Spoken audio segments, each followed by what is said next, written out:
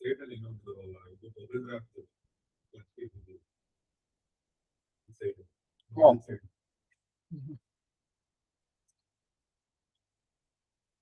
अस्मद्गुरुभ्यो नमः अस्मत्परमगुरुभ्यो नमः अस्मत्सर्वगुरुभ्यो नमः श्रीमते रामानुजाय नमः। श्रीमान् वेङ्कटनाथार्यः कवितार्किककेसरी वेदान्ताचार्यवर्यो मे सन्निधत्तां सदा हृदि।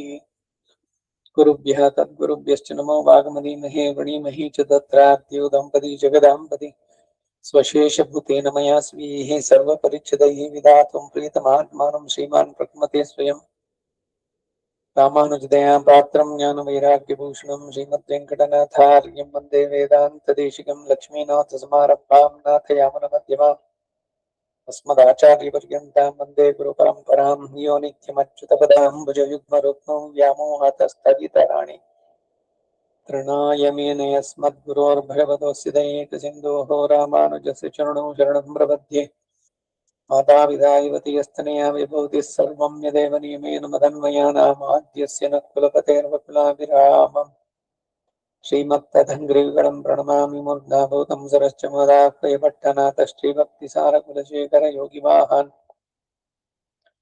भक्ताङ्घ्रिरेणुपरकालेतीन्द्रमिश्रान् श्रीमत्पराङ्कुशमुनिं प्रणतोऽस्मि नित्यम् विख्यातो यति सार्वभौमजलदेश्चन्द्रोपमत्वेन यः श्रीभाष्येण यदन्वया सुविदिता श्रीविष्णुचित्तादयः व्याख्यां भाष्यकृताज्ञयोपनिषदां योद्रामिडीनां व्यधात् पूर्वं तं कुरुकेश्वरं गुरुवरं कारुण्यपूर्णं भजे नाथं पङ्कजनेत्ररामयामुना वास्तव्यमालाधरान् योगीन्द्रं कुरुकेशचन्द्रजलधिं गोविन्दपुराधिपं भट्टार्यं निगमान्तयोगिजगदाचार्यो स कृष्णद्वयं वन्दे माधवपद्मनाभ सुमनः कोलेशदेवादिपान् திருவருண்மால் சேனை முதலி ஷடகோபன்னாத புனேஷீர் உய்யக்கொண்டார் மணக்கால் நம்பி சென்றாம் ஆழமந்தார் குருமாலாதரர் குருஹைப்பிரார் கன்பம் அன்பாம் யதிராசர் கோவிந்தர் குரேஷர் பிரிய வட்டர் வேதாந்த முனிவர் பெருக்கண்ணர் கண்புடைய நம் பிள்ளை இவரில் அளித்தற்கு எய்ந்த குருமாதவர் பத்மநாபர் இவர் அருளாளர்த்தம் திருவடியுன்னிய தேவ பெருமாள் கை கொண்டருளம் திருமலையாழ்வார் பதங்கள் முந்தன்னுள் சேர்ந்தனமே பக்தாமிருதம் விஸ்வஜனானுமோதனம் சர்வார்த்ததம் ஸ்ரீ ஷடகோபமங்மயம் சஹஸ்ரசாகோபனிஷத்சமாகமம் நமாம்யஹம் திராவிட வேதசாகரம் திருவழுதினாடென்னும் தென்குருகூர் என்னும் அருவினியவன் பொருணல் என்னும் பரமர்கள் அந்தாதி செய்தானடியினே எப்பொழுதும் சிந்தியாய் நெஞ்சே தெளிந்து மனத்தாலும் வாயாலும் மண்குருகோர் பேணும் மினத்தாலே எல்லாதிரெங்கேன் தனத்தாலும் ஏதும் குறைவிலேன் எந்திஷ்ட கோபன் பாதங்கள் யாமுடைய பத்து எய்ந்த பெருங்கீர்த்தி ராமானுஜமுனிதன் வாய்ந்த மலர்பாதம் வணங்குகின்றேன் ஆய்ந்த பெரும் சீராஷிடகோபன் செந்தமிழ் வேதம் தரிக்கும் பேராத உள்ளம் பெறா வாந்திகளும் சூலை முதலரங்கள் மண் புகழ் மேல் ஆண்ட தமிழ் மறைகளாயிரமம் ஈந்த முதல் தாய் ஷடகோபன் மயம்பால் வளர்த்த இதத்தாய் ராமானுஜன் மிக்க விரைநிலையும் மெய்யாமுயர் நிலையும் தர்க்க நெறியும் தடையாகி தொக்கியலும் ஊழ் வினையும் வாழ் வினையும் ஓதம் குருஹயர்கோன் யாழினிசை வேதத்தியல் நம்மாழ்வார் திருவடிகளே சரணம். ಈಡ್ 36,000 ನಾಲ್ಕನೆಯ ಶತಕ ಪುಟ 47 ನಾಲಾಂ 10 ಅದರಲ್ಲಿ 4ನೇ ಪಾಶುರ. பெருக்காரபத்தினா போல ஒரு கால் எல்லாரையும் வாழ்வித்து போன அவதாரின் உள்ளத்தை நான் இப்போது எங்கே தேடுவேன் என்ன அது தவிர்க்கிறது என்ற மொக்க ஏகரூபமாயிருக்கிற பரமபத நிலையன் திருவடிகளில் திருத்தொழாய் பெறத்தಟ್ಟೆನ್ನಾನ್ ಎನ್ನೆನ್ಗಾರ್. ಪ್ರವಾಹ ಬತ್ತಿ ಹೋದಂತೆ ಒಂದು ಕಾಲದಲ್ಲಿ ಎಲ್ಲರನ್ನು ಉಜ್ಜೀವಿಸುವಂತೆ ಮಾಡಿ ಮುಗಿದು ಹೋದ ಅವತಾರದಲ್ಲಿ ಇದ್ದದ್ದನ್ನ ನಾನು ಈಗ ಎಲ್ಲಿ ಹುಡುಕ್ಲಿ ಅಂದ್ರೆ ಅದು ತಪ್ಪಿ ಹೋಗುವುದಾದ್ರೆ ಏಕರೂಪವಾಗಿರುವ ಪರಂಪದನಾಥನ ತಿರುವಳಿಗಳಿರುವಂತ ತುಳಸಿಯನ್ನು ಹೊಂದಲು ಅಡ್ಡಿ ಇಲ್ಲವಷ್ಟೇ ಎನ್ನುತ್ತಾಳೆ ನನ್ನ ಮಗಳು ಅಂತ ಹೇಳ್ತಾರೆ. ஊதிலவன் புகழ் கொண்டு செமைகள் பேதங்கள் சொல்லி பிதத்தும் பிரான் பரன் பாதங்கள் மேல் அணி பைம்பொன் துளாய் என்னே ஓதுமா ஊழ் வினையேன் தடம் தோழியே. ಭಗವಂತನ ಗುಣಗಳಲ್ಲಿ ಶೀಲಾದಿ ಶೌರ್ಯಾದಿ ಆನಂದಾದಿ ಗುಣಗಳ ಭೇದಗಳನ್ನು ಅನುಸಂಧಾನ ಮಾಡಿ ನಾನಾ ಮತಸ್ಥರು ಆ ಕ್ರಮವಾಗಿ ತನ್ನನ್ನು ಸ್ತುತಿಸುವಂತೆ ಮಾಡುವ ಸರ್ವಸ್ಮಾತ್ ಪರನಾದಂತಹ ಪರಮಪದನಾಥನ ಪಾದಗಳಲ್ಲಿ ದಿವ್ಯ ಸೂರಿಗಳಿಂದ ಸಮರ್ಪಿಸಲ್ಪಟ್ಟಂತಹ ಶ್ಲಾಘ್ಯವಾದ ತುಳಸಿಯೇ ಬೇಕು ಎಂದು ಸುವೃತ್ತವಾದ ತೋಳುಗಳುಳ್ಳಂತಹ ನನ್ನ ಈ ಮಗಳು ಹೇಳ್ತಿದ್ದಾಳೆ. ಅನಾದಿ ಪಾಪವಶ್ಯಳಾದ ನಾನು ಏನು ತಾನೇ ಮಾಡಲಿ ಅಂತ ತಾಯಿ ಹೇಳ್ತಾ ಇದ್ದಾಳೆ. ಈಡ್ குத்தமத்த ஹேய பிரத்யநீகமான குணத்துக்கு கோதில்லாமையாவது ஒரு குணத்தை அனுசந்தித்தால் குணாந்தரத்தில் போகாதபடி கட்டுகை. அப்படி இராதாகில் அல்லாத விஷயங்களில் காட்டில் வாசியில்லைரே வன்புகள் கல்யாண குணங்கள். இக்குணங்களை அனுசந்தித்துக் கொண்டு ஷமைகள் ஓரோ குணங்களில் கால் தாழ்ந்து குணாந்தரத்தில் போக மாட்டாதவர்கள் ಶೀಲ ಗುಣಂ ತುವಕ್ಕತ್ತು அதிலும் வீரகுணம் துவக்கத்து அதிலும் ரூப குணமான சௌந்தர்யாதிகள் துவக்கத்து என்றிவத்திலே நிஷ்டரானவர்கள். சொன்ன விவர்களில் ஒளிய சத்வித்யானிஷ்ட தஹர வித்யானிஷ்ட உபகோசல சாண்டில்யாதி வித்யானிஷ்டரை சொல்லவுமா. வேதங்கள் சொல்லி தாங்கள் அனுபவிக்கிற குணங்களுக்கு ஏத்தங்களை சொல்லி அதாவது ಶೀಲ குணத்தை அனுபவித்து இதுவும் ஒரு குணமே இது போலேயோ வீரகுணம் என்று சொல்லி பிதத்துவம் அக்குணங்களிலே ஈடுபட்டு ஜுவர சன்னிபதிதரை போல அடைவு கெட கூப்பிடா நிற்பார்கள்.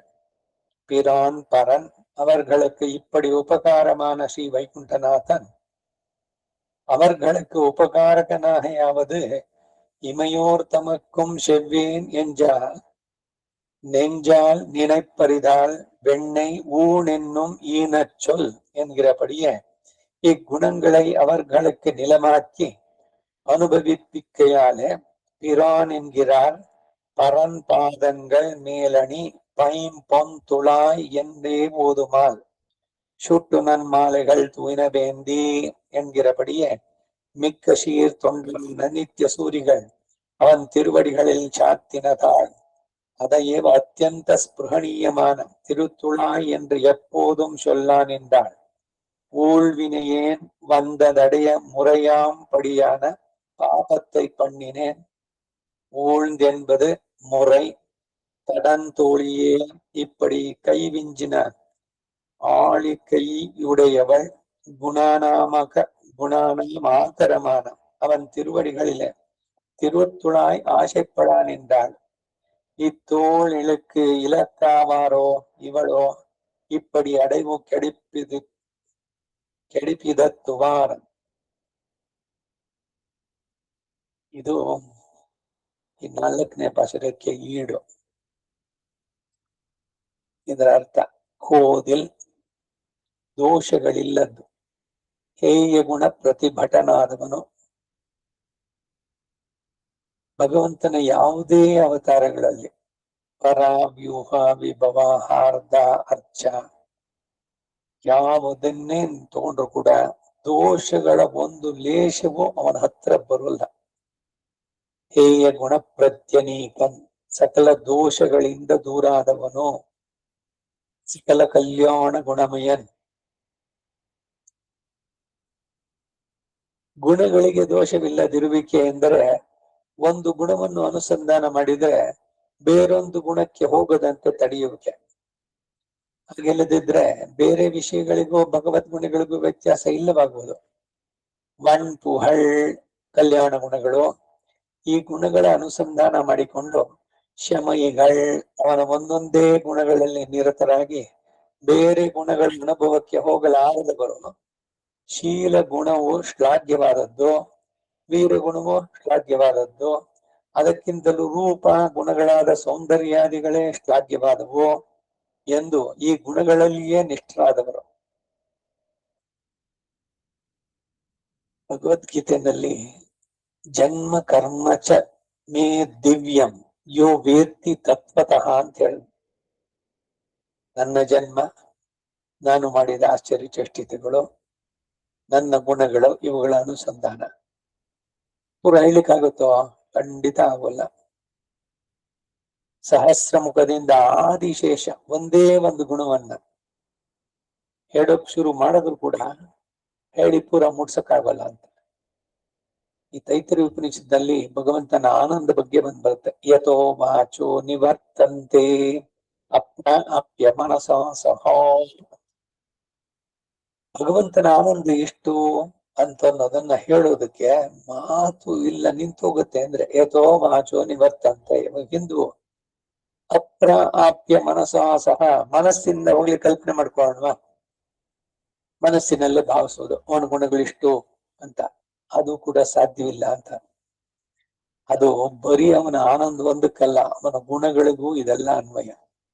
ಇದನ್ನೇ ಮೊದಲಾಳ್ವಾರಗಳು ಇವ್ರು ಹೇಳ್ಬೇಕಾದ್ರೆ ಸಾಗರವೇ ಶಾಯಿಯಾಗಿ, ಆಕಾಶವೇ ಕಾಗದವಾಗಿ ಬರೆಯೋಕೆ ಶುರು ಮಾಡಿದ್ರೆ ಅದು ಒಂದು ಗುಣವನ್ನ ಮುಗಿಸೋಕ್ಕಾಗಲ್ಲ. ಈ ಉದ್ಗಾರಗಳು ಅಷ್ಟು ಅನಂತವಾಗಿರುವಂತಹದ್ದು, ಅದನ್ನು ಪೂರ್ಣವಾಗಿ ಹೇಳೋಕ್ಕಾಗಲ್ಲ. ಭಗವದ್ಗೀತೆಯಲ್ಲಿ ವಿಭೂತಿ ಯೋಗ, ಅರ್ಜುನ ಇವನ್ ಕೇಳ್ದ ಬಂದ, ಒಂದೊಂದ ಹೇಳ್ತಾ ಬಂದ. ಎಷ್ಟು ಹೇಳಿ ನಾನು, ಇದು ಮುಗಿನ ಕೊನೆನೇ ಇಲ್ಲ. ನಿನಗೆ ಯಾವ್ದ್ರಲ್ಲಿ ಏನೇನು ಒಳ್ಳೆಯದು, ಸಾತ್ವಿಕವಾದದ್ದು, ಸತ್ವ ಅಲ್ಲಿ ನಾನಿದ್ದೇನೆ ಅಂತ ಸ್ವಲ್ಪ ಅಷ್ಟನ್ನು ಹೇಳಿ ಮೊಟಕ್ ಮಾಡಿದ್ದು. ಪೂರ್ಣವಾಗಿ ಹೇಳೋಕ್ ಆಗಲ್ಲ ಅಂತ ಕೃಷ್ಣನೇ ಹೇಳ್ದ, ಅವನ ವಿಭೂತಿ. ಹಾಗೆ ಇವನ ಗುಣಗಳು ಪೂರ್ಣವಾಗಿ ಹೇಳಲಿಕ್ಕೆ ಆಗಲ್ಲ ಅಂತಂದ್ಬಿಟ್ಟು ಸುಮ್ನಿದ್ಬೇಡ್ವ ಅಂದ್ರೆ, ನನ್ನ ಮಟ್ಟಿಗೆ ಯಥಾಶಕ್ತಿ ಯಥಾಮತಿ ನನಗೆ ಎಷ್ಟು ಸಾಧ್ಯನೋ ಅಷ್ಟು ಹೇಳ್ತೀನಿ. ಈಗ ಸ್ತೋತ್ರಜ್ಞದಲ್ಲಿ ನಮೋ ನಮೋ ವಾಂಗ್ ಮನಸಾತಿ ಭೂಮಿಯೇ, ವಾಕು ಮನಸ್ಸುಗಳಿಗೆ ಅತೀತನಾದಂತಹ ನಮೋ ನಮೋ ವಾಂಗ್ ಮನಸೈಕ ಭೂಮಿ ಅಂದ್ರು. ಮತ್ತೆ ವಾಕು ಇದಕ್ಕೆ ಸಿಗದೇ ಇರುವಂತಹದ್ದು ಅಂತ ಹೇಳಿ, ಆದರೆ ಅದರಿಂದಲೇ ಅವನನ್ನ ಪಡಿಬೇಕು. ಮನಸೈಕ ಭೂಮಿಯೇ ನಮೋ ನಮೋ ಅನಂತ ಮಹಾವಿಭೂತಿಯೇ ನಮೋ ನಮೋ ಅನಂತ ಗುಣ ದೈಹಿಕ ಸಿಂಧವೇ. ಭಗವಂತನಿಗೆ ನಮಸ್ಕಾರ ಮಾಡ್ಬೇಕಾದ್ರೂ ಕೂಡ ಈ ಶ್ಲೋಕಗಳನ್ನ ಹೇಳಿ ನಮಸ್ಕಾರ ಮಾಡೋದು. ನಮ್ಮೂರಿನಲ್ಲಿ ರಥೋತ್ಸವ ಈ ಸಂದರ್ಭದಲ್ಲಿ ಮಡೆನೂರಿಂದ ಒಬ್ರು ಬ್ರಹ್ಮಚಾರಿ ಸನ್ಯಾಸಿ ಬರ್ತಾ ಇದ್ರು. ಅವ್ರು ಬಂದ್ರೆ ನಮ್ಮಲ್ಲೇ ಉಳ್ಕೊಳ್ತಾ ಇದ್ದಿದ್ದು. ಅಲ್ಲಿಂದ ದೇವಸ್ಥಾನಕ್ಕೆ ಹೋದ್ರೆ ಅವರು ಇದನ್ನ ಹೇಳದೆ ನಮಸ್ಕಾರ ಮಾಡಿ ಇದ್ ಮಾಡ್ತಾ ಇರ್ಲಿಲ್ಲ. ಪೂರ 2 ಪಾಶುರಗಳು ನಮೋ ನಮೋ ವಾನ್ಮನ ಸಾತಿ ಭೂಮಿ ಗರುಡ ಸ್ತಂಭದ ಹೊರಗಡೆನಲ್ಲಿ ಹೇಳಿ ಆಮೇಲೆ ಮಾಡ್ತಾ ಇದ್ದಿದ್ದು.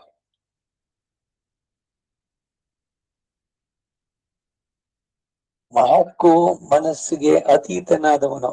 ನಮೋ ನಮೋ ವಾಂಗ್ ಮನಸಾದಿ ಭೂಮಯೇ ನಮೋ ನಮೋ ವಾಂಗ್ ಮನಸೈಕ ಭೂಮಯೇ. ಅದರಿಂದಾನೇ ಅವನು ನೋಡ್ಬೇಕು, ಪೂರ್ಣವಾಗಿ ಅಂತಿಲ್ಲ ಅಷ್ಟೇ. ನೋಡಕ್ಕಾಗಲ್ಲ ಅಂದ್ರೆ ಸರಿ, ಹಾಗಾದ್ರೆ ನೋಡಕ್ಕಾಗ್ತಿದ್ಮೇಲೆ ಯಾಕೆ ಪ್ರಯತ್ನ ಮಾಡ್ಬೇಕು? ಇದು ಅದ್ವೈತವಾದ. ಅವನಿಗೆ ರೂಪ ಇಲ್ಲ, ಗುಣ ಇಲ್ಲ, ಅವನ್ ತಿಳಿಯೋಕ್ಕಾಗಲ್ಲ ಅನ್ನೋದನ್ನ ವಿಷಯವನ್ನ ಮತ್ತೆ ತಿಳಿಯೋದಕ್ಕೆ ಯಾಕೆ ಪ್ರಯತ್ನ ಮಾಡ್ಬೇಕು ಅನ್ನೋದಾಗತ್ತೆ. ನಾವ್ ಹೇಳೋದು ಅವನನ್ನು ಪೂರ್ಣವಾಗಿ ತಿಳಿಯೋಕ್ಕಾಗಲ್ಲ, ಪೂರ್ಣವಾಗಿ ಹೇಳೋಕ್ಕಾಗಲ್ಲ, ಪೂರ್ಣವಾಗಿ ವರ್ಣಿಸೋಕ್ಕಾಗೋದಿಲ್ಲ. ಅಷ್ಟೇ ಅಲ್ಲ, ಅದಲ್ಲ ಅನ್ನೋದಲ್ಲ ನಮ್ದು, ಅಷ್ಟೇ ಅಲ್ಲ ಅಂತ ಹೇಳುವಂತ. ಹಾಗೆ ಇಲ್ಲಿ ಒಂದೊಂದೇನೆ ಆ ಸೌಂದರ್ಯಾದಿಗಳು ಅವುಗಳ ಶ್ಲಾಘ್ಯವಾದದ್ದು ಎಂದು ಆ ಗುಣಗಳಲ್ಲಿಯೇ ನಿಷ್ಠರಾದವರು. ಇವರಲ್ಲದೆ ಸದ್ವಿದ್ಯಾನಿಷ್ಠರು, ಇವೆಲ್ಲ 32 ವಿದ್ಯೆಗಳನ್ನು ಉಪನಿಷತ್ತುಗಳು ಹೇಳತ್ತೆ. ಯಾವ್ದಾದ್ರು ಒಂದು ವಿದ್ಯೆಯನ್ನ ಆರಿಸ್ಕೊಂಡು ಅದರಲ್ಲಿ ಪ್ರಯತ್ನವನ್ನು ಮಾಡಿ ಸಿದ್ಧಿಯನ್ನು ಪಡೆಯೋದಕ್ಕೆ ಸದ್ವಿದ್ಯೆ, ದಹರ ವಿದ್ಯೆ, ಉಪಕೋಸಲ ವಿದ್ಯೆ, ಶಾಂಡಿಲ್ಯಾದಿ ವಿದ್ಯೆಗಳಲ್ಲಿ ನಿಷ್ಠರಾದವವನ್ನು ಕೂಡ ಹೇಳಬಹುದು. ವೇದங்கள் சொல்லி ತಾವು ಅನುಸಂಧಾನ ಮಾಡಿದ ಗುಣವೇ ಶ್ರೇಷ್ಠ ಎನ್ನುತ್ತಾರೆ. ಹೇಗೆ ಅಂದ್ರೆ ಶೀಲ ಗುಣವನ್ನು ಅನುಭವಿಸಿ ಇದೊಂದೇ ಗುಣ, ಇದರಂತಿರುವುದು ವೀರಗುಣ, ಇದೆಯೋ ವೀರಗುಣ ಅಂತಾರೆ. ಇದತ್ವ ಆ ಗುಣಗಳಲ್ಲಿಯೇ ಮಗ್ನರಾಗಿ ಜ್ವರ ಸನ್ನಿಹಿತರಂತೆ ಅಕ್ರಮವಾಗಿ ಕುಯ್ಕೊಳ್ತಾರೆ. ಈ ಆಚಾರ್ಯ ಅಭಿಮಾನ ಅತಿರೇಕವಾದ್ರೆ ಹಿಂಗೆ ಆಗೋದು. ನಾನ್ ಹೇಳ್ತಾ ಇರೋ ಈ ಗುಣ ಬಿಟ್ರೆ ಭಗವಂತ ಇನ್ಯಾವುದೋ ಆ ಮಟ್ಟಕ್ಕೆ ಬರಲ್ಲ ಬಿಡಿ. ಹಾಗೆ ನಮ್ಮ ಆಚಾರ್ಯರು ಇದ್ದಾರಲ್ಲ, ಅವ್ರು ಬಿಟ್ರೆ ಬೇರೆ ಇಲ್ಲ. ಅವ್ರು ಎಲ್ರಿಗಿಂತ ಮೇಲು. ಅಭಿಮಾನ ಫೈನ್, ಆದ್ರೆ ಆ ಅಭಿಮಾನ ಬೇರೆಯವ್ರು ನಿಂದಿಸ್ಬೇಕು ಅಂತಿಲ್ವಲ್ಲ. ಹಾಗೆ ಜ್ವತ್ಸನ್ನಿಹಿತರಂತೆ ಅಕ್ರಮವಾಗಿ ಕೂಗೊಳ್ತಾರೆ. ಪಿರಾನ್ ಪರನ್ ಅವರುಗಳಿಗೆ ವೈಕುಂಠನಾಥನು ಹೀಗೆ ಉಪಕಾರಕನಾಗ್ತಾನೆ. ಹೇಗೆಂದ್ರೆ ನಿತ್ಯ ಸೂರ್ಯಗಳಿಗೂ ತನ್ನ ಆಶ್ಚರ್ಯ ಚೇಷ್ಟಿತಗಳನ್ನ ಮನಸ್ಸಿನಿಂದ ಪರಿಚ್ಛೇದಿಸಿ ತಿಳಿಯಲು ಸಾಧ್ಯವಿಲ್ಲರು. ಈಗ ಆ ಬ್ರಹ್ಮ ಕೀಟ ಪರ್ಯಂತ, ಆ ಬ್ರಹ್ಮ ಸ್ತಂಭ ಪರ್ಯಂತ, ಇವೆಲ್ಲ ಸಾಮಾನ್ಯ ಉದ್ಗಾರಗಳು ಕೇಳಿದ್ದೀನಿ. ಪ್ರಥಮ ಸೃಷ್ಟಿ ಬ್ರಹ್ಮ, ಅವನಿಂದ ಹಿಡಿದು ಒಂದು ಕೀಟದವರೆಗೆ ಸಮಗ್ರವಾಗಿ ಅಂತ ಹೇಳೋದಕ್ಕೆ ಅಂತ ಹೇಳ್ಬೋದು. ಹಾಗೆ ಈ ಲೀಲಾ ವಿಭೂತಿಯಲ್ಲಿ ಹೇಳ್ಬೇಕಾದ್ರೆ ಈ ಲಿಮಿಟೇಷನ್ಸ್ ಹೋಗ್ಲಿ. ನಿತ್ಯ ಸೂರ್ಯಗಳಿಗೆ ಪೂರ್ಣವಾಗುತ್ತೋ ಅಂದ್ರೆ ಅವರಿಗೂ ಕೂಡ ಪೂರ್ಣವಾಗಿ ಹೇಳೋಕ್ ಸಾಧ್ಯವಿಲ್ಲ ಅಂತಾರೆ. ಭಗವಂತನ ವಿಭೂತಿ ಇದನ್ನೇ ವಿಭೂತಿ ಅಂತ ಹೇಳೋದು, ವಿಭೂತಿ ಯೋಗ ಅಂತ ಹೇಳೋದು. ಪೂರ್ಣವಾಗಿ ಪರಿಚ್ಛೇದಿಸಿ ತಿಳಿಯಲು ಸಾಧ್ಯವಿಲ್ಲ ಮನಸ್ಸಿನಿಂದಲೂ ಕೂಡ. ಆಶ್ಚರ್ಯ ಅಂದ್ರೆ ಬೆಣ್ಣೆಯನ್ನ ಭುಜಿಸಿದವನು ಎನ್ನುವ ಅಪಕೃಷ್ಟ ವಚನ ಎನ್ನುವಂತೆ ಈ ಗುಣಗಳನ್ನ ಅವರು ನೆಲೆಯಾಗಿಸಿಕೊಂಡು ಅನುಭವಿಸುವಂತೆ ಮಾಡುವುದು. ಪಿರಾನ್ ಎನ್ನುವರು ಪರನ್ ಪಾದங்கள் ಮೇಲಣಿ ಪೈಂ ಪಂ ತುಳಾಯ್ ಎಂದ್ರೇ ಓದುಮಾಲ್, ಧರಿಸಲು ಯೋಗ್ಯವಾದ ಪರಿಶುದ್ಧವಾದ ಮಾಲೆಗಳನ್ನ ಹಿಡಿದು ನಿಂತು ಎನ್ನುವಂತೆ ಉತ್ತಮ ಗುಣಗಳುಳ್ಳ ಭಕ್ತರಾದ ನಿತ್ಯ ಸೂರಿಗಳು ಅವನ ಪಾದವಿಂದಗಳಲ್ಲಿ ಸಮರ್ಪಿಸಿದ ಅದರಿಂದಲೇ ಅತ್ಯಂತ ಸ್ಪೃಹಣೀಯವಾದಂತಹ ಶ್ರೀ ತುಳಸಿಯಂತೆ ಎಂದೇ ಯಾವಾಗಲೂ ಹೇಳ್ತಾ ಇದ್ದಾಳೆ. ಕೂಳ್ವಿನೆಯೇನ್ ಬಂದ ದುಃಖವನ್ನ ಪೂರ್ಣವಾಗಿ ಅನುಭವಿಸುವ ಪಾಪ ಮಾಡಿದೆ. ಕೂಳು ಎಂದರೆ ಪಾಪಾಂಶವು ಕಡಂತೋಳಿಯೇ. ಹೀಗೆ ಅಧಿಕವಾದ ಸೌಂದರ್ಯವನ್ನು ಉಳ್ಳವಳು, ಗುಣಗಳಿಗೆ ಆಕರವಾದ ಅವನ ಪಾದಗಳ ತುಳಸಿಗಾಗಿ ಇವಳು ಆಸೆ ಪಡ್ತಾಳೆ. ಈ ತೋಳಿನ ಸೌಂದರ್ಯಕ್ಕೆ ಮರುಳಾಗುವರು ಯಾರು? ಇವಳು. ಹೀಗೆ ಅಕ್ರಮವಾಗಿ ಕೂಗ್ಕೊಳ್ತಾ ಇದ್ದಾಳೆ. ಶೂಟು ನನ್ ಮಾಲೆಗಳ್ ತೂಯನವೇಂದಿ ಎನ್ಗಿರಪಡಿ ಎಂದ್ರು ತಿರುವಿರುತ್ತಂನಲ್ಲಿ. ಶೂಟು ನನ್ ಮಾಲೆಗಳ್ ತೂಯನವೇಂದಿ விண்ணோர்கள் நன்னீர் ஆட்ட அந்தூபம் தகா நிற்கவே அங்கு ஓர் மாயையால் ಈಟಿಯ வெಣ್ಣೆತ್ತೋಡು. ಈ ಕಥೆ ಇದರದನ್ನ ಹಿಂದೆನೂ ಕೂಡ ಯಾವಾಗಲೂ ಒಂದು ಸಂಧಾನ ಮಾಡಿದ್ವಿ. ನಿತ್ಯ ಸೂರಿಗಳು ಭಗವಂತನಿಗೆ ಅಲ್ಲಿ ಸದಾ ಕೈಂಕರ್ಯ ಮಾಡ್ತಿದ್ದಾರೆ. ಸದಾ ಪಶ್ಯಂತಿ ಸೂರಯ. ಭಗವಂತನನ್ನ ಷೋಡಶ ಉಪಚಾರಗಳಿಂದ ಪೂಜೆಯನ್ನ ನಡೆಸುವಂತಹದ್ದು. ಆವಾಹನೆ, ಆಸನ, ಅರ್ಘ್ಯ, ಪಾದ್ಯ, ಆಚಮನೀಯ, ಸ್ನಾನ, ಆಮೇಲೆ ವಸ್ತ್ರ, ಧೂಪ, ದೀಪ, ಹೀಗೆ ಒಂದೊಂದನೇ ಆಭರಣಗಳು, ಪುಷ್ಪಮಾಲೆ. ಶುಟ್ಟು ನನ್ ಮಾಲೆಗಳ್ ತೂಯನವೆಂದಿ. ವಿಣ್ಣೋರ್ ಅಂದ್ರೆ ಅಲ್ಲಿ ನಿತ್ಯ ಸೂರಿಗಳು ಎಲ್ಲ ಮಾಡಿ ಧೂಪವನ್ನು ಹಚ್ಚಿದ್ದಾರೆ. ಧೂರಸಿ ಧೂರ್ವತಂ ಯೋ ಓಸ್ಮಾನ್ ಧೂಪ. ಅದು ಎಂಥದ್ದು? ವೈಕುಂಠದಲ್ಲಿರೋದು ದಿವ್ಯವಾದ ಸಾಂಬ್ರಾಣಿ. ಸಾಂಬ್ರಾಣಿ ಹೊಗೆಯಲ್ಲಿ ಭಗವಂತನ ಬಿಂಬ ಪೂರ್ಣವಾಗಿ ಮರೆಯಾಗಿದೆ. ಧೂಪ ಆದ್ಮೇಲೆ ಮುಂದೆಂದು ದೀಪ ತಗೋಬೇಕು. ಅವರು ದೀಪವನ್ನ ಹಚ್ಚಿ ತಗೊಳ್ಳೋದು, ಧೂಪವನ್ನ ಸಮರ್ಪಣೆ ಮಾಡಿದ್ದಾರೆ. ಧೂಪಮಾಘ್ರಾಪಯಾಮಿ ಅಂತ. ಇವರು ಧೂಪವನ್ನ ಸಮರ್ಪಣೆ ಮಾಡಿ ದೀಪವನ್ನ ಬೆಳಗುವ ಅಷ್ಟರಲ್ಲಿ ಭಗವಂತ ಇಲ್ಲಿ ಬಂದು ಭೂಲೋಕದಲ್ಲಿ ವಸುದೇವ ದೇವಕಿಯ ಸುತನಾಗಿ ಅವತರಿಸಿ ಒರುತ್ತಿ ಮಹಾನಾಯ್ ಪಿರಂದು ಒರುತ್ತಿ ಮಹಾನಾಯ್ ಯಶೋದೆಯ ಮಗನಾಗಿ ಬೆಳೆದು ಅಲ್ಲಿ ಅವನ ಆಶ್ಚರ್ಯ ಚೇಷ್ಟಿತಗಳು, ಆ ಬಾಲಲೀಲೆಗಳನ್ನೆಲ್ಲ ಯಶೋದೆಗೆ ನೀಡಿದಂತವನು ಎಲ್ಲ ಮಾಡಿ ಆಮೇಲೆ ದೊಡ್ಡವನಾಗಿ ಸಾಂದೀಪಿನಿ ಗುರುಗಳಲ್ಲಿ ಅಭ್ಯಾಸ, ಆಮೇಲೆ ಮಹಾಭಾರತ ಯುದ್ಧ ಎಲ್ಲ ಮಾಡಿ ಮುಗಿಸಿ ಮತ್ತೆ ಇವರು ದೀಪ ಹಚ್ಚೋದ್ರಲ್ಲಿ ವಾಪಸ್ ಬಂದ್ಬಿಟ್ಟಂತಲ್ಲಿಗೆ. ಇವನು ಮಾಯನ್ ಅನ್ಬೇಕಾದ್ರೆ ಅದಕ್ಕೆ ಇಲ್ಲಿ ಹೇಳ್ತಾರೆ, ಶೂಟು ನನ್ ಮಾಲೆಗಳು ತೂಯನವೆಂದು ಎನ್ಗಿರಪಡಿಯೇ ಮಿಕ್ಕ ಶೀರ್ ತೊಂಡರಾನ ನಿತ್ಯ ಸೂರಿಗಳು ಅವನ್ ತಿರುವಡಿಗಳಲ್ಲಿ ಶಾಂತಿನದಾಯ್. ಎಲ್ಲ ಒಂದ್ಮೇಲೇನೋ ತುಳಸಿಯನ್ನ ಸಮರ್ಪಣೆ ಮಾಡುವಂತಹದ್ದು ಭಗವಂತನಿಗೆ. ಅದು ಏನೋ ದಿವ್ಯವಾದಂತಹ ತುಳಸಿ. ಇಲ್ಲಿ ಕೂಡ ಭೂಲೋಕದಲ್ಲಿ ತುಳಸಿಗೆ ಪ್ರಾಶಸ್ತ್ಯ ಇದೆ. ತುಳಸಿ ಮಹಾತ್ಮ್ಯದಿಂದಾನೆ ಒಂದು ಗ್ರಂಥ ಇದೆ, ಪುರಾಣದ ಉಲ್ಲೇಖದಿಂದ ಮಾಡಿರುವಂತಹದ್ದು. ಭಗವಂತನಿಗೆ ತುಳಸಿ ಬಹಳ ಅತ್ಯಂತ ಪ್ರಿಯವಾದದ್ದು, ವಿಷ್ಣುವಿಗೆ ವಿಶೇಷವಾಗಿ. ತುಳಸಿಯನ್ನ ಭಗವಂತನಿಗೆ ಮಾಲೆಯಾಗಿ ಸಮರ್ಪಿಸೋದು. ಅವನ ಕಿರೀಟದಲ್ಲಿ ತುಳಸಿ ಇದೆ, ಅವನ ದಿವ್ಯ ಪಾದಗಳಲ್ಲಿ ಇದೆ ತುಳಸಿ.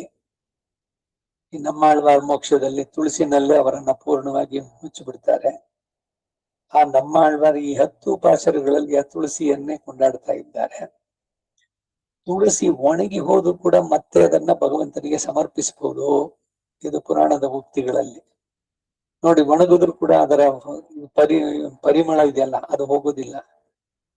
ಬೇರೆ ಪುಷ್ಪಗಳನ್ನ ಅವತ್ತು ಸಮರ್ಪಣೆ ಮಾಡಬಹುದು, ಅದ ಮಾರನೇ ದಿವಸ ಅದನ್ನ ತೆಗೆದು ಆ ಕಡೆಗೆ ಆಗೋದು. ನಾವು ನಿರ್ಮಾಲ್ಯ ಅನ್ನೋ ಪದ ಉಪಯೋಗಿಸಲ್ಲ ನಾವು. ಭಗವತ್ ಪ್ರಸಾದದ್ದು ಅದು. ಸರಿ, ಎಲ್ಲ ಸಿದ್ಧ ಮಾಡ್ಕೊಳ್ಬೇಕಾದ್ರೆ ಎಲ್ಲ ತೆಗೆದು ತುಳಿಯದೆ, ಯಾರು ತುಳಿದ ಜಾಗದಲ್ಲಿ ಗಿಡಕ್ಕ ಇದರ ಬದಿನಲ್ಲೂ ಎಲ್ಲಾರು ಹಾಕೋದು ಒಣಗಿದ ಪುಷ್ಪಗಳನ್ನು. ಆದ್ರೆ ತುಳಸಿ ಬೇಕಾದ್ರೆ ಪುನಃ ಅದನ್ನೇ ಮತ್ತೆ ಉಪಯೋಗಿಸಬಹುದು. ಇವೆಲ್ಲ ತುಳಸಿಯ ಹಿರಿಮೆ. ಓಸಿಮಮ್ ಸ್ಯಾಂಕ್ಟಮ್ ಅಂತ ಅದಕ್ಕೆ ಬಟಾನಿಕಲ್ ನೇಮ್, ನಾಮಿನಕ್ಲೇಚರ್, ಟ್ಯಾಕ್ಸಾನಮಿ ಅಂತ. ಓಸಿ ಅದು ಆ ಫ್ಯಾಮಿಲಿನಲ್ಲಿ ಸೇರಿದ್ದದು. ಓಸಿಮಮ್ ಸ್ಯಾಂಕ್ಟಮ್, ಪವಿತ್ರ ತುಳಸಿ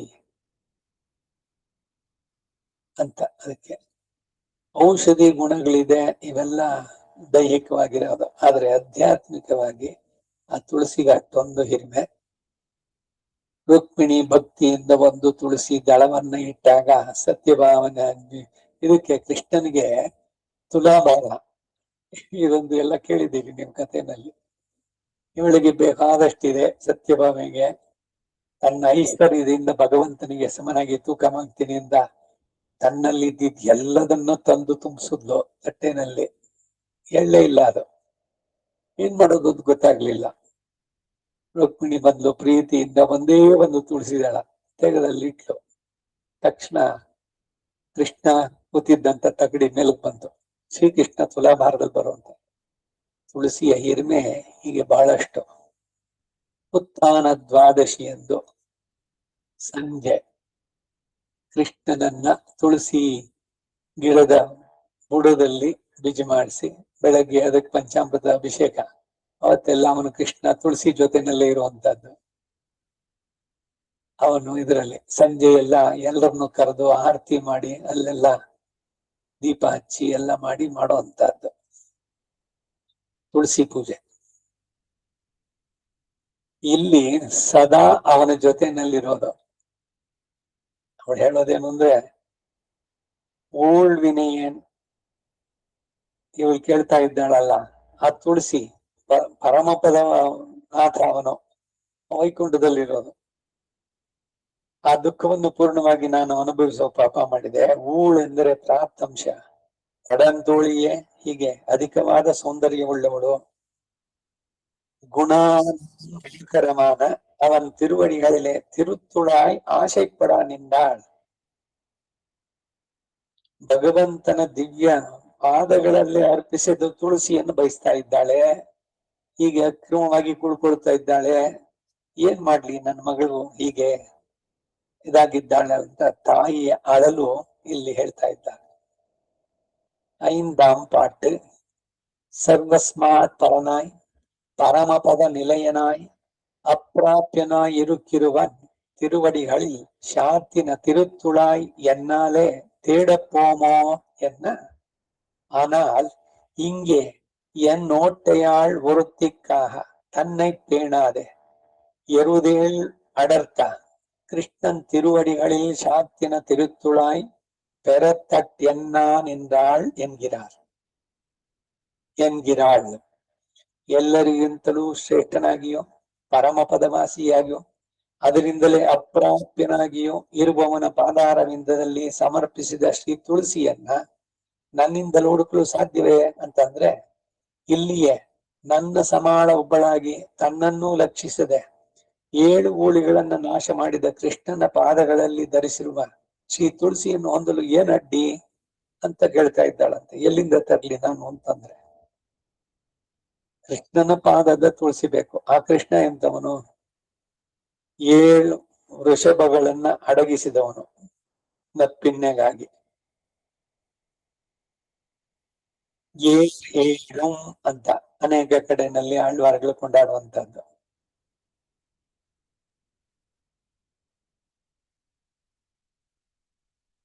பாசுர 5.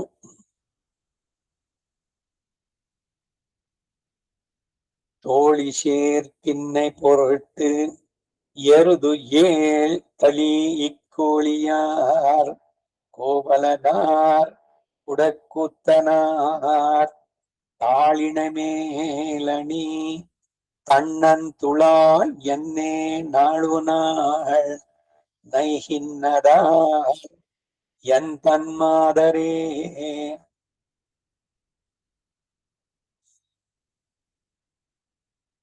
ಸುಂದರವಾದ ತೋಳುಗಳುಳ್ಳ ಅನುರೂಪೆಯಾದ ನೀಳಾದೇವಿಗೋಸ್ಕರ ನಪ್ಪಿನ್ನೈ ಒಂದೇ ಕ್ಷಣದಲ್ಲಿ 7 ವೃಷಭಗಳನ್ನ ಜಯಿಸಿದ ಗೋಪಕುಲ ತಿಲಕನಾದಂತಹ ಕುಂಭಲೀಲಾಪರನಾದ ಶ್ರೀಕೃಷ್ಣನ ಪಾದಗಳಲ್ಲಿ ಸಮರ್ಪಿಸಿದ ದಿವ್ಯ ತುಳಸಿಯನ್ನೇ ಯಾವಾಗಲೂ ಸ್ಮರಿಸುತ್ತಾ ಈ ನನ್ನ ಮಗಳು ಕೃಷ್ಣನಾಗ್ತಾ ಇದ್ದಾಳೆ, ನಾನು ಏನು ಮಾಡ್ಲಿ ಅಂತ ತಾಯಿ ಇಲ್ಲಿ ದುಃಖ ಪಡ್ತಾ ಇದ್ದಾಳೆ.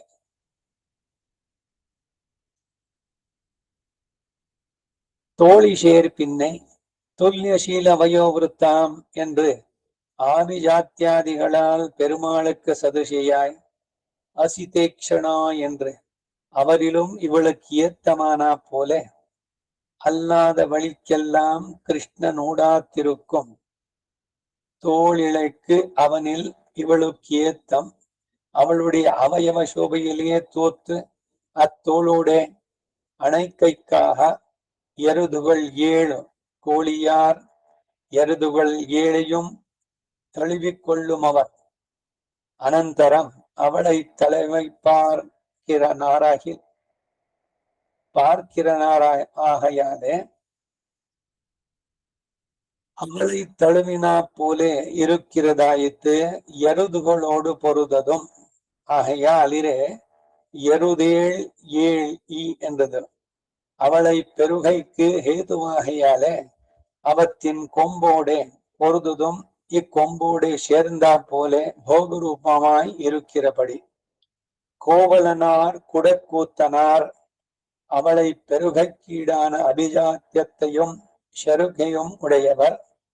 வில் முறித்தாலும் இக்ஷாகுவம்சருக்கல்லது பெண் கூடாத ஜனகனைப் போல எருதில் அடர்த்தாலும் இடைத்தனத்தில் குறையுண்டாகில் பெண் குடாங்களிலே தாளினை இத்தியாதி அவளுக்கு தவிர கிருஷ்ணன் திருவடிகளில் சாத்தின திருத்துழாய் ஆயித்து இவள் ஆசைப்பட்டது நாளு நாள் என்றித நைகின்றதால் ஒரு நாள் நைக்கைக்கும் ஆச்சரியமில்லாத மார்தவத்தை உடையவள் நாள்தோறும் நையா நின்றாள் ஆச்சரியத்தையும் கொடுத்து நைய பண்ணும் விஷயமிர என் தன் மாதர் என் பெண் பிள்ளை தன்னை போல பிறந்து விலங்கு முறித்து கொண்டு போய் பூதனா சகடா யமளார்ஜுனாதிகளோட பொழுது தொழும்பிருந்த தாள் சகடம் சாடி என்கிறபடியே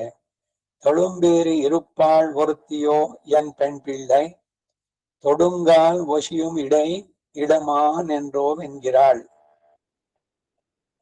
தோழி சேர்ಪಿನ್ನೈ ತುಲ್ಯಶೀಲ ವಯೋವೃತ್ತಾಂ ಎಂದು ಕುಲಾದ ಹಿರಿಮೆಯಲ್ಲೂ ರಾಮನಿಗೆ ಸದೃಶನಾಗಿ ಅಸಿತೇಕ್ಷಣ ಎಂದು ಅವರಿಗಿಂತಲೂ ಇವಳಿಗೆ ಹಿರಿಮೆ ಇರುವಂತೆ. ರಾಮಾಯಣದ ಹಿರಿಮೆ ಅದನ್ನ ಇಲ್ಲಿ ಹೇಳ್ತಾ ಇದ್ದಾರೆ. ಸೀತೆ ಜನಿಸಿದ್ದು ಜನಕನಿಗೆ ಸಿಕ್ಕಿದ್ದು ಚೈತ್ರ ಮಾಸದ ಕೃಷ್ಣ ಪಕ್ಷದ ನವಮಿ ಅಂದೆ, ಸೌರ ಶ್ರೀರಾಮನವಮಿ. ಅವತ್ತು ಸೀತಾ ಜಯಂತಿ. ಅವರದೇನು ಅಂತಂದ್ರೆ ಅಲ್ಲಿ ಮಿಥಿಲಾ ನಗರ, ಜನಕ ರಾಜ ಅವನ ಪತ್ನಿ ಇಬ್ರುವೆ ತಾನೇ ರಾಜ ನೆಲವನ್ನ ಮುತ್ತಬೇಕು, ಶಾಸ್ತ್ರ ಅದ ಹಾಗೆ. ಈಗ ಇವರು ವಿಜಯದಶಮಿ ಎಂದು ಸೀಮೋಲ್ಲಂಘನ ರಾಜರು ಮಾಡೋ ಹಂಗೆ ಬನ್ನಿ ಮರದ ಇದ್ರ ಹತ್ರ ಹೋಗಿ ಅಲ್ಲಿಂದ ತಮ್ಮ ರಾಜ್ಯದ ಸೀಮೆಯನ್ನ ಉಲ್ಲಂಘಿಸೋದು, ಮುಂದಕ್ಕೆ ವಿಸ್ತಾರ ಮಾಡ್ಕೊಳ್ಳೋದು. ಹಾಗೆ ಹೀಗ್ ಮಾಡ್ಬೇಕಾದ್ರೆ ಆ ನೇಗಿಲಿಗೆ ಏನೋ ಸಿಗ್ತಂಗಾಯ್ತು ಅಂತ ಸರಿ ಇಬ್ರು ತೆಗೆದು ಬಿಡಿಸಿದ್ರು. ಅಲ್ಲೊಂದು ಪೆಟ್ಟಿಗೆ, ಆ ಪೆಟ್ಟಿಗೆಯನ್ನು ತೆಗೆದ್ರೆ ಅದ್ರೊಳಗಡೆ ಒಂದು ಮಗು ನಗ್ತಾ ಇದೆ. ಅವನು ಜನಕ ಸುತ್ತಲೂ ಕೇಳಿದ ಯಾರ್ದು ಅಂತ. ಯಾರ್ದು ಇಲ್ಲ. ಜನಕನ ರಾಜಗುರು ಶತಾನೀಕ, ಗೌತಮನ ಪುತ್ರ. ಅವನು ಹೇಳ್ತಾನೆ, ಭಗವಂತನೇ ನಿನಗೆ ಇವಳನ್ನ ನೀಡಬೇಕು ಅಂತ. ಎಲ್ರು ಹೇಳ್ತಾರೆ, ರಾಜ ಹೇಗಿದ್ರು ನಿನಗೆ ಮಕ್ಕಳಿಲ್ಲ, ಭಗವಂತನೇ ನಿನಗೆ ಅನುಗ್ರಹಿಸಿದ್ದಾನೆ ಅಂತ. ಆ ನೇಗಿಲು ಇದೆಯಲ್ಲ, ಅದನ್ನ ಉಳೋದಾಗ ತುದಿನಲ್ಲಿ ಒಂದು ಕಬ್ಬಿಣದ ಚೂರು ಇದೆ, ಅದರಿಂದಾನೇ ನೆಲವನ್ನ ಕೆರೆಯೋದಕ್ಕೆ ಸಾಧ್ಯವಾಗುತ್ತೆ. ಅದಕ್ಕೆ ಹೆಸರು ಸೀತಾ ಅಂತ. ಅದಕ್ಕಾಗಿ ಇವಳು ಅದನ್ನ ಉಳ್ಬೇಕಾದ್ರೆ ಸಿಕ್ಕದಲ್ಲ ಅಂತ ಹೇಳ್ಬಿಟ್ಟೇನೆ ಅವಳಿಗೆ ಸೀತಾ ಅಂತ ಹೆಸರಿಟ್ರು ಅಂತ ಅಂದ್ಬಿಟ್ಟಿದೆಲ್ಲ. ತುಲ್ಯ ವಯೋಶೀಲ ವೃತ್ತಾಂ ಅಂದ್ರು. ಸಮಾನ ವರಸಾಮ್ಯ ಎಲ್ಲ ಸರಿಯಾಗತ್ತೆ ಅನ್ನೋಂಗೆ ಅವರಿಬ್ಬರಿಗೂ ಸಮಾನ ವಯಸ್ಕರು, ಕುಲದಲ್ಲೂ ಹಿರಿಮೆಯಲ್ಲೂ ರಾಮನಿಗೆ ಸದೃಶಳಾಗಿ ಅಸೀತೆ ಕ್ಷಣ ಎನ್ನುವಂತೆ ಅವರಿಗಿಂತಲೂ ಇವಳಿಗೆ ಹಿರಿಮೆ ಇರುವಂತೆ ಎಲ್ಲಾ ಸೌಂದರ್ಯವು ಕೃಷ್ಣನಿಗೆ ಸಮಾನವಾಗಿದ್ರು ತೋಳಿನ ಸೌಂದರ್ಯ ಮಾತ್ರ ಅವನಿಗಿಂತಲೂ ಈ ನೀಲಾದೇವಿಗೆ ಬಹಳ ಹೆಚ್ಚಂತೆ. ಇವನು ಯಶೋದೆಯ ತಮ್ಮ, ಅವನ ಮಗಳಿಗಳು. ಮಾಮಾನ್ ಮಹಳೆ ಮಣಿಕದವಂ ತಾಳ್ತಿರವಾಯ್ ಅನ್ಬೇಕಾದ್ರೆ ಅವಳ ಸೌಂದರ್ಯ ಎಲ್ಲ ಇತ್ತು. ಜನಕರಾಜ ಸೀತೆಗೆ ಅವಳು ಪ್ರವರ್ಧಮಾನಲಾದಾಗ ಅವಳಿಗೆ ಯಾರಿಗೆ ಕೊಟ್ಟು ಮದುವೆ ಮಾಡಬೇಕು ಅಂದ್ರೆ ಅದಕ್ಕೆ ತನ್ನ ಕುಲದಲ್ಲಿ ಇಟ್ಟಂತದ್ದು ಶಿವನಿಂದ ಇದಾಗಿದ್ದು ಅದು ಶಿವಧನಸ್ಸು. ಯಾರು ಅದನ್ನ ಎತ್ತಿ ನಿಲ್ಲಿಸಿ ಅದಕ್ಕೆ ನಾಣನ್ನ ಕಟ್ತಾರೋ ಅವರಿಗೆ ನಾನು ಸೀತೆಯನ್ನ ವಿವಾಹ ಮಾಡಿ ಕೊಡ್ತೇನೆ ಅಂತ ಅವನಲ್ಲಿಟ್ಟಿದ್ದ ಪಂಥಾನ. ಹಾಗೆ ಇವನು ಈ ನಪ್ಪಿನ್ನೆಯ ಕೈ ಹಿಡಿಯೋರವರು ಅವನು ಸಾಕಿದ 7 ಕೊಬ್ಬಿದ ಗೂಳಿಗಳು ಅದನ್ನ ಮಣಿಸ್ಬೇಕು. ಈ ತಮಿಳ್ನಾಡಿನಲ್ಲಿ ಜಲ್ಲಿಕಟ್ಟು ಅಂತ ಆಡ್ತಾರೆ. ಏನು ಅಂದ್ರೆ ಕೊಬ್ಬಿದ ಗೂಳಿಗಳನ್ನ ಅದರ ಕೋಡು ಇದನ್ನ ಹಿಡಿದು ಅದ ಕತ್ತನ್ನ ತಿರುಗಿಸಿ ಅದನ್ನ ಜಯಿಸಿದವು ಅಂತ. ಅದರಲ್ಲಿ ಅನೇಕರು ಪ್ರಾಣನೂ ಬಿಡ್ಬೋದು ಅಂತಾರ. ಇದು ಬಹಳ ಕ್ರೂರವಾದ ಇದು. ಕಡೆಗ ಇದನ್ನು ಎತ್ತು ಗೂಳಿಯನ್ನು ಕೂಡ ಇವರು ಕೊಲ್ತಾರೆ. ಇಲ್ಲಿ ಮಣಿಸೋದು ಅಂತ ಅಂದ್ರೆ ಅವುಗಳನ್ನ ಅಡಗಿಸಿದ್ದು. ಆ ಕೆಲಸವನ್ನ ಕೃಷ್ಣ ನಪ್ಪಿನ್ನೆಗಾಗಿ ನೀಳೆಗಾಗಿ ಮಾಡಿದ.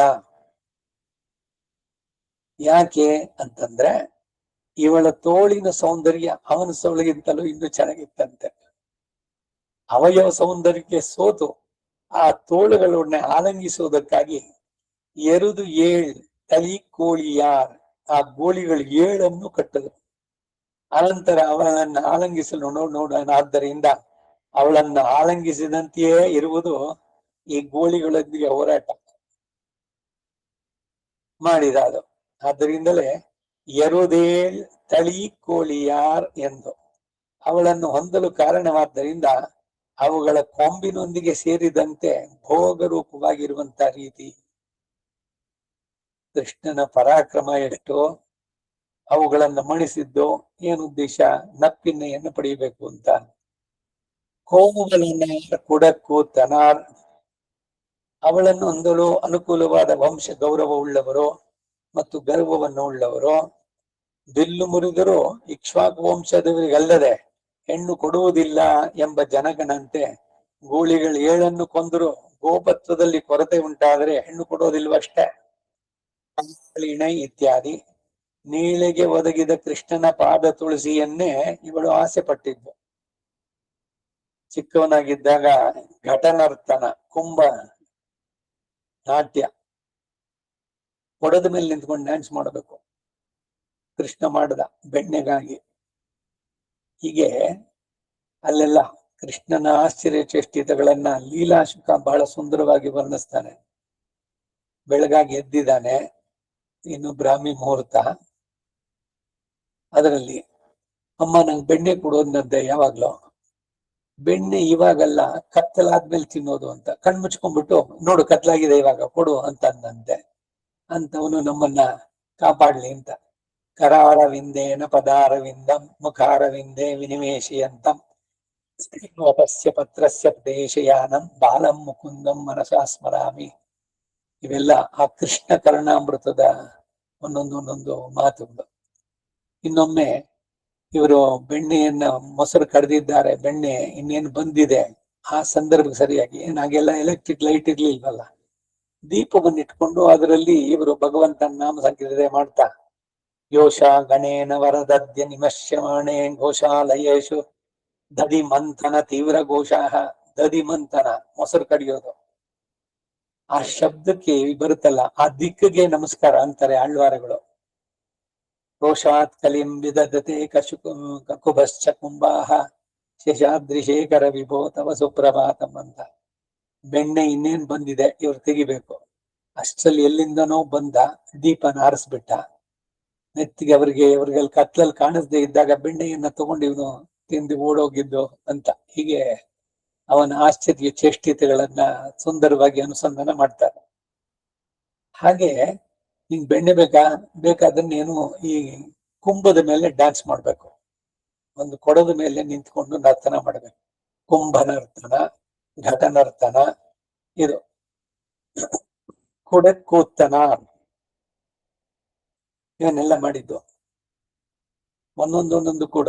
ಈಗ ಕಾಳಿಂಗ ಮರ್ದನನ ಹಣೆಯ ಮೇಲೆ ನಿಂತು ಅವನ ಪದಾಘಾತಕ್ಕೆ ಅವನ ಕಣ್ಣು, ಮೂಗು, ಬಾಯಿನಲ್ಲಿ, ಕಿವಿನಲ್ಲೆಲ್ಲ ರಕ್ತ ಬರ್ತಾ ಇದೆ. ಇವನು ನಡೆಸಿದ್ದು ನರ್ತನ ಅಲ್ಲಿ ಅವನ ಹೆಡೆಗಳ ಮೇಲೆ. ಇವನ ನರ್ತನವನ್ನು ನೋಡಿ ಆಕಾಶದಲ್ಲಿ ಈ ಅಪ್ಸರಿಯರೆಲ್ಲ ತಾವು ನೃತ್ಯ ಮಾಡೋದು ನಿಲ್ಲಿಸ್ಬಿಟ್ರಂತೆ, ನಾಚಿದ್ರಂತೆ. ಅದೇನು ನೃತ್ಯ ಇವನು ಅಂತ ಅಂದ್ಬಿಟ್ಟು ವೀಣೆ ವೇಣುವಾದನ ಮಾಡಿದ್ರೆ ನಾರದರು ತುಂಬರರು ತಮ್ ವೀಣೆ ಮರಂದ. ಭಗವಂತನ ಕೈನಲ್ಲಿ ನುಡಿಯೋದಾಗ್ಲಿ, ಅವನ ನರ್ತನವಾಗ್ಲಿ, ಅದಕ್ಕೆ ಯಾವ್ದಾದ್ರು ಸಾಟಿ ಉಂಟೆ?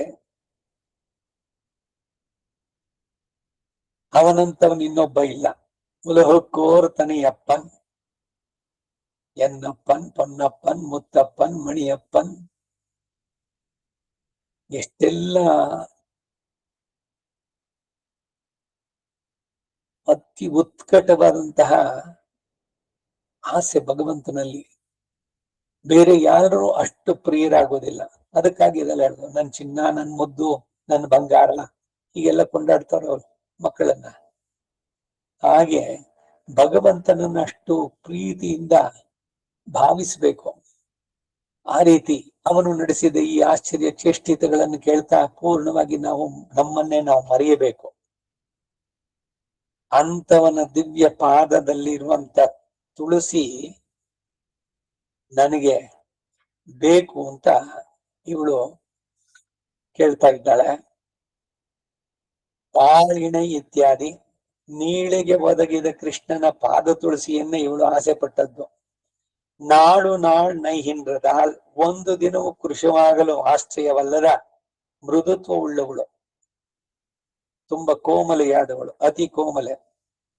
ದಿನ ದಿನಕ್ಕೆ ಕೃಶವಾಗ್ತಾ ಇದ್ದಾಳೆ. ಯಾಕೆಂದ್ರೆ ಕೃಷ್ಣನ ನೆನಪೇ ಸದಾ, ಅವನ ಸಿಗ್ಲಿಲ್ಲ ಅನ್ನೋ ವಿರಹ, ಆ ದುಃಖ, ಕಣ್ಣಿನಲ್ಲಿ ನೀರೇ ಇಲ್ಲ, ಓಡಿಯಾಗಿ ಹರಿದು ಎಲ್ಲ ಆಗಿರೋದು, ಊಟ ಇಲ್ಲ, ನಿದ್ದೆ ಇಲ್ಲ. ಆ ಸ್ವಾಮಿಯ ಆಶ್ರಯವನ್ನು ಕೊಟ್ಟು ಕೃಶವಾಗುವಂತೆಯೂ ಮಾಡ್ತಾನೆ, ಆಶ್ರಯವನ್ನು ಕೊಟ್ಟು ಕೃಶವಾಗುವಂತೆಯೂ ಮಾಡ್ತಾನೆ.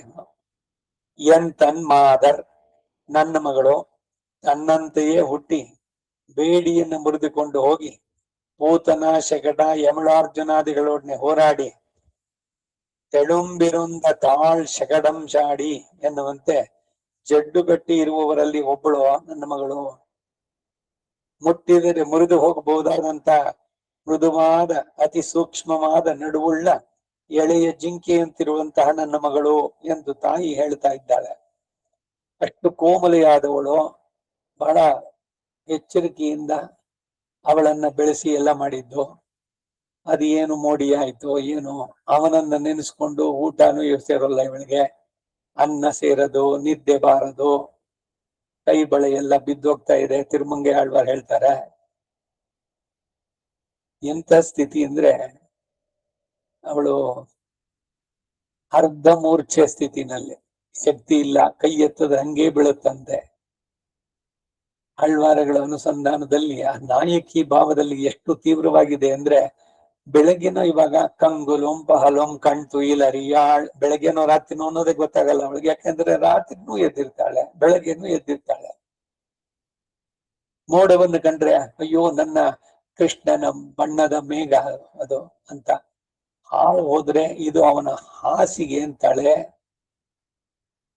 ಎಷ್ಟು ತೀವ್ರವಾದ ಆ ವಿರಹ ವೇದನೆ ಭಗವಂತನಿಗಾಗಿ ಅದು.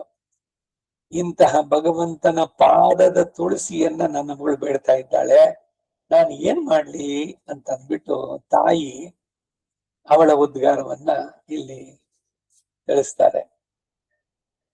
ಮುಂದಿನ ಪಾಶುರ 6ஆம் பாட்டு. மணிச்சேடையாமல் நப்பின்னை பிராட்டிக்கு உதவினா போலன்றிக்கே ஸ்ரீ பூமி பிராட்டிக்காக தன்னை அழையமாறியும் உதவினவனுடைய திருவடிகள் திருத்தோளாயை ஆசைப்படான் என்கிறார். ಪೌರುಷಕ್ಕೆ ಅಳವಿಲ್ಲದ ನೀಳಾದೇವಿಗೆ ಒದಗಿ ಬಂದಂತೆ ಅಲ್ಲದಿದ್ರು ಶ್ರೀ ಭೂಮಿ ದೇವಿಗಾಗಿ ತನ್ನನ್ನು ನಾಶಪಡಿಸಿಕೊಂಡ್ರೂ ಸರಿ ಎಂದು ಒದಗಿ ಬಂದಂತಹ ಆ ಶ್ರೀ ವರಾಹನ ಪಾದಗಳಲ್ಲಿರುವ ತುಳಸಿಗಾಗಿ ನನ್ನ ಮಗಳು ಆಸೆ ಪಡ್ತಾ ಇದ್ದಾಳೆ ಅಂತಾರೆ. ಹೇಳೋದು ತುಳಸಿ ಆದ್ರೂ ಕೂಡ ಭಗವಂತನ ಬೇರೆ ಬೇರೆ ಅವತಾರಗಳಲ್ಲಿ ಮಾಡಿದ ವಿಶೇಷಗಳನ್ನ ಕೊಂಡಾಡುವಂಥದ್ದು. ವರಾಹ ಜಯಂತಿ, ಈಗ ನಿನ್ನೆ ವರಾಹ ಜಯಂತಿ ಅಂತ ಹಾಕಿದ್ದು ಈ ಮೈಸೂರಿನಲ್ಲಿ ಕೋಟೆ ಅರಮನೆ ಇದರಲ್ಲಿ ಇರುವಂತ ಶ್ವೇತವರಾಹ ಜಯಂತಿ ಅಂತ ಹಾಕಿದ್ದು. ವರಾಹ ಜಯಂತಿ ಹಿಂದಿನ ತಿಂಗಳೇ ಆಯಿತು.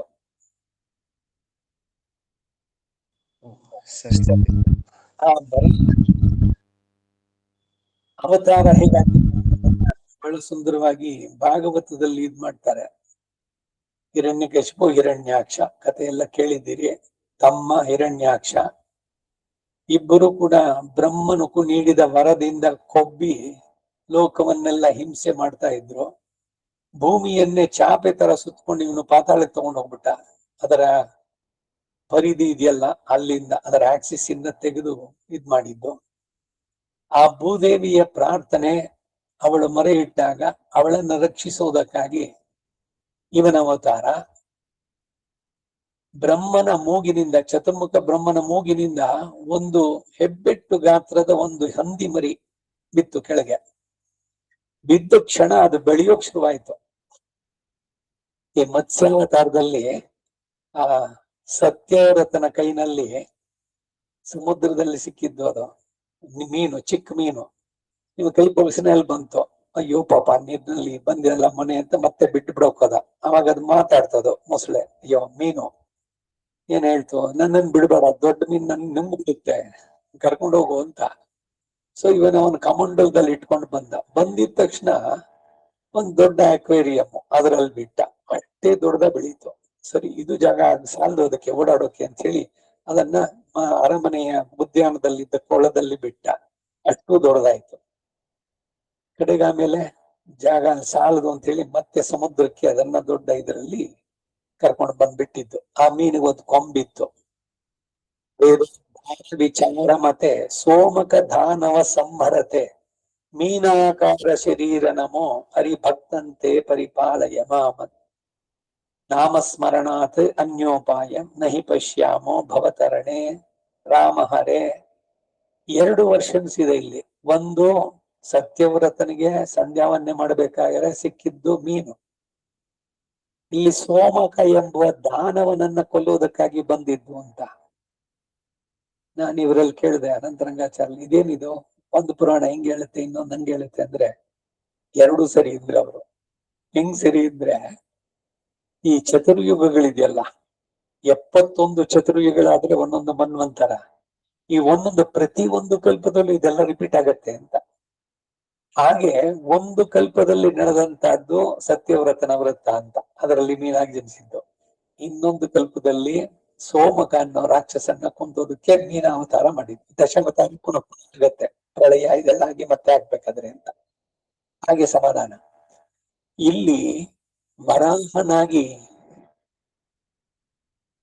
ಈಗಿನಿಂದಲೇ ಬಂದವನು ಎಷ್ಟು ದೊಡ್ಡದಾದ ಅಂತಂದ್ರೆ ಆಕಾಶವನ್ನು ಮೀರಿ ಬೆಳೆದ.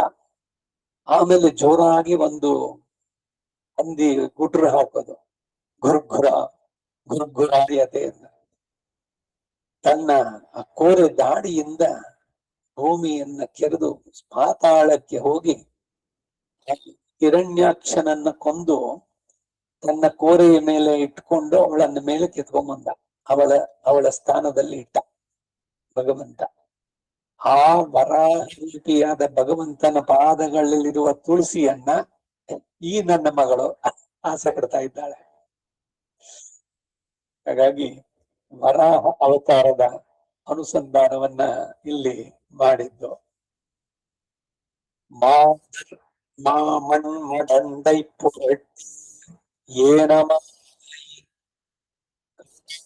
ಶರೀರಮೋ ನಮೋ ಹರಿಭಕ್ತಂತೆ ಪರಿಪಾಲಯ ಮಾಮ್ ಅಂತ ಭಜನೆಗಳಲ್ಲಿ ಹೇಳ್ಬೇಕಾದ್ರೆ, ಏನಮಾಯ್, ಪನ್ನಿಯಾಯ್, ಸೂಕರ, ಇವೆಲ್ಲ ಪದಗಳು ಸಾಮಾನ್ಯವಾಗಿ ಲೋಕದಲ್ಲಿ ತುಂಬಾ ಕೀಳು ಅನ್ನೋ ತರದಲ್ಲಿರೋದು. ಹಂದಿ ಅಂತ ಆ ಅವತಾರ. ಊರಿನಲ್ಲಿ ಹಂದಿಗಳಿರಬೇಕು. ಯಾಕಿರ್ಬೇಕು ಹಂದಿಗಳು ಅಂದ್ರೆ, ಊರು ಸುತ್ತ ಏನೇನು ಹಿಂದೆ ಎಲ್ಲ ಇದ್ ಮಾಡ್ತಾ ಇದ್ರು, ಗಲೀಜು ಅದು ಇದು ಎಲ್ಲ ಅದಕ್ಕೆ ಕ್ಲಿಯರ್ ಮಾಡತ್ತೆ ಎಲ್ಲದನ್ನು ಅಂತ ಹೇಳಿ. ಅಂತಹ ಹಂದಿಯ ಜನ್ಮ ಅದು ವರಾಹ. ಮಹಾ ಸುಷೇಣ ಕನಕಾಂಗದಿ ಗುಖ್ಯೋ ಗಭೀರೋ ಗಹನೋ.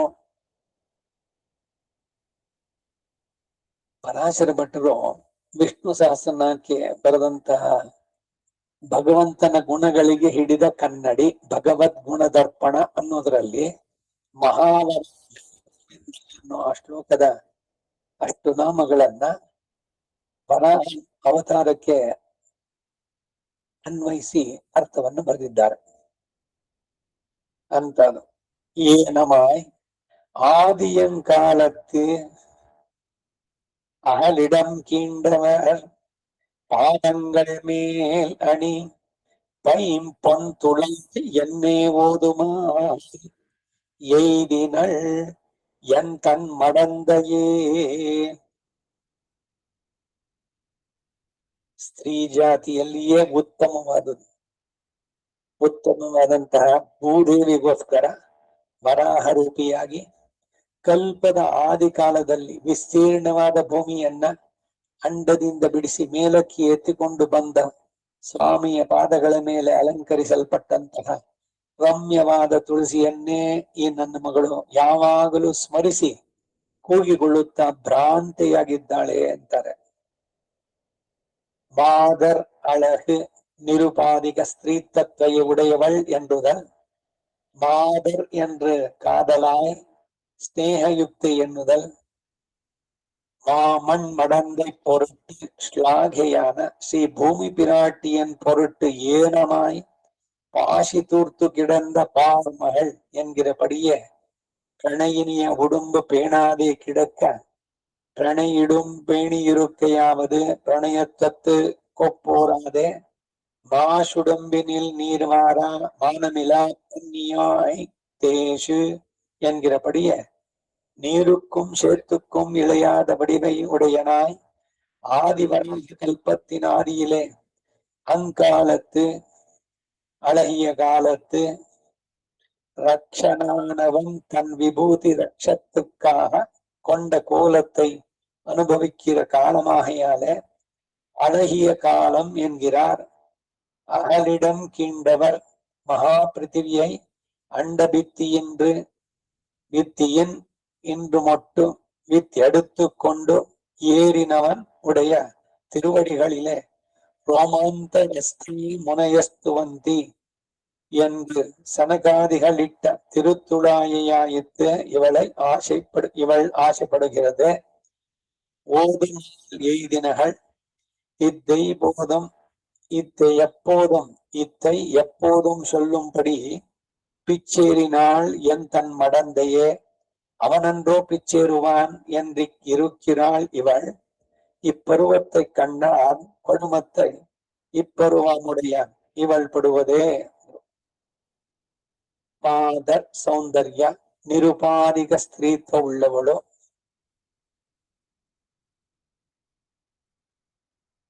ಮಾದರ್ ಎಂದರೆ ಪ್ರೇಮ ಸ್ನೇಹಯುಕ್ತಿಯಾದವಳು.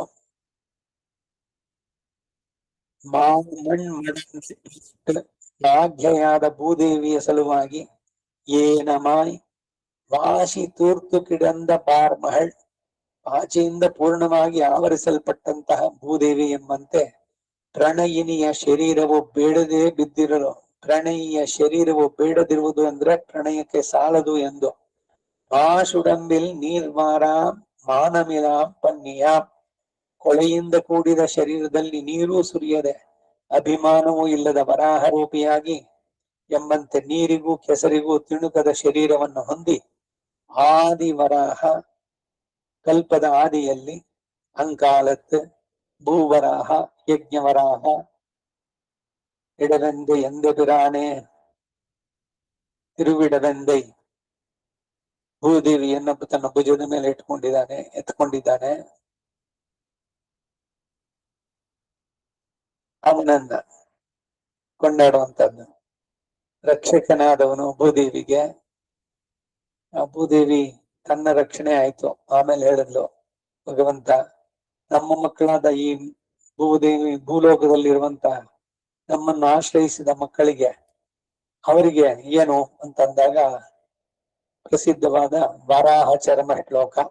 ಸ್ಥಿತೇ ಮನಸಿ ಸುಸ್ವಸ್ಥೆ ಶರೀರೇ ಸತಿಯೋ ನರಃ ಧಾತು ಸಾಮ್ಯೇ ಸ್ಥಿತೇ ಸ್ಮರ್ತ ವಿಶ್ವರೂಪಂಚ ಮಾಮಜಂ ತತಸ್ಥಂ ಮ್ರಿಯಮಾಣಂತು ಕಾಷ್ಟಪಾಷಾಣ ಸನ್ನಿಭಂ ಅಹಂ ಸ್ಮರಾಮಿ ಮದ್ಭಕ್ತಂ ನಯಾಮಿ ಪರಮಾಂಗತಿಂ.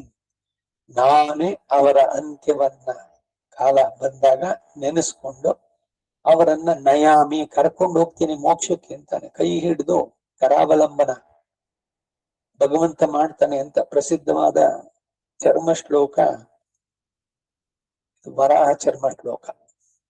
ಭೂವರಾಹ ಯಜ್ಞವರಾಹ ನೆಲ್ಲ ಕೊಂಡಾಡುವಂತ ಲಕ್ಷ್ಮೀ ವರಾಹ.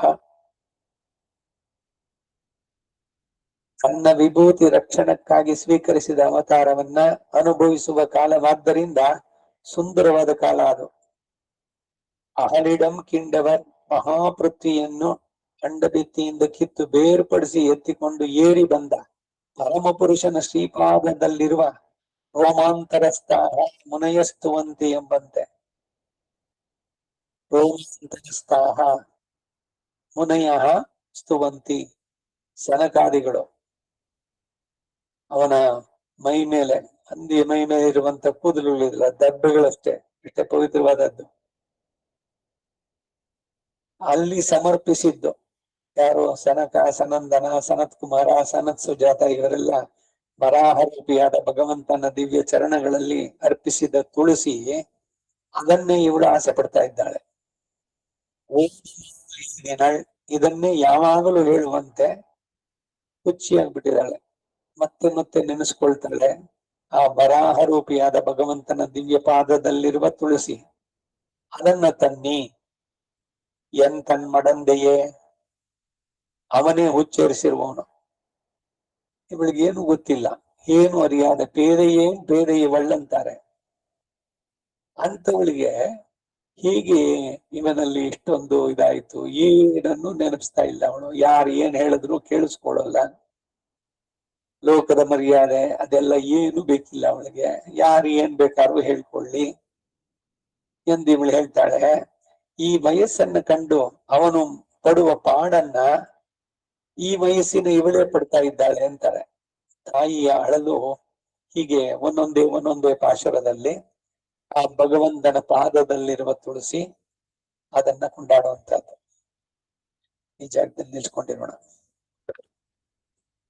நம்மாழ்வா திருவடிகளே சரணம்.